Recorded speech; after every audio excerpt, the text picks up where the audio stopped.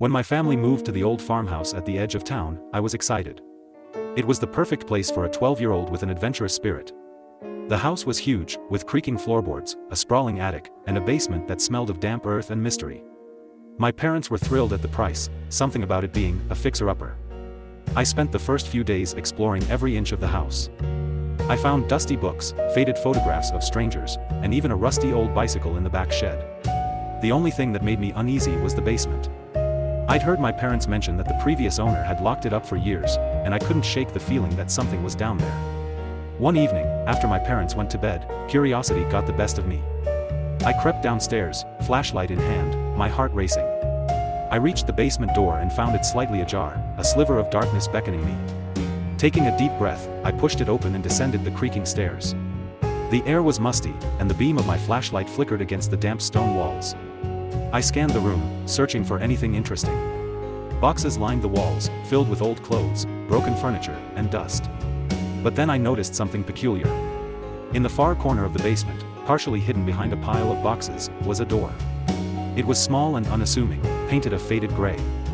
Unlike the rest of the basement, it was locked, an old rusted padlock hanging from it.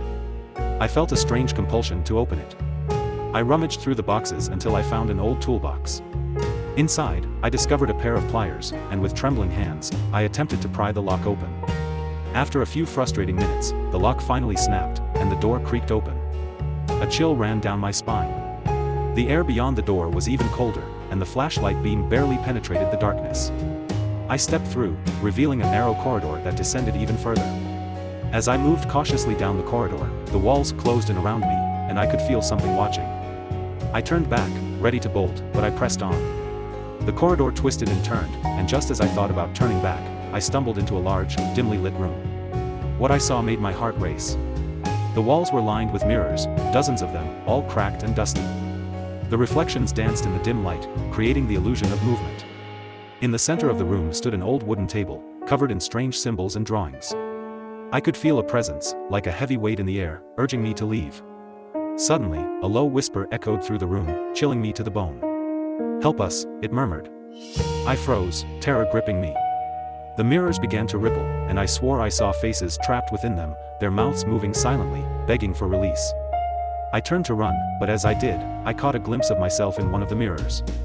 My reflection smiled back at me, but it wasn't my smile. It was twisted, sinister, and I felt a dark energy surging from it. I backed away, my breath quickening, but the room seemed to close in around me. "Help us," the voices grew louder, desperate.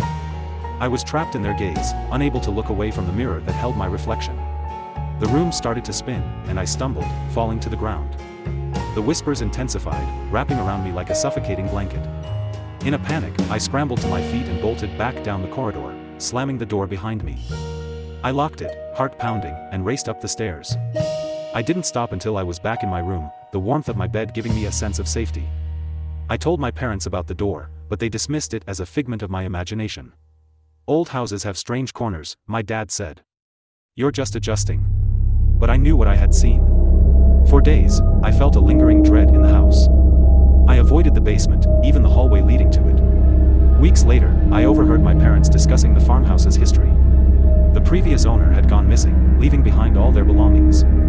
The whispers grew quieter, but sometimes, late at night, I could still hear them, echoing in the darkness. I never went back to that room. The mirrors still haunt me, but I learned something important. Some doors are better left closed, and some shadows are not meant to be unlocked.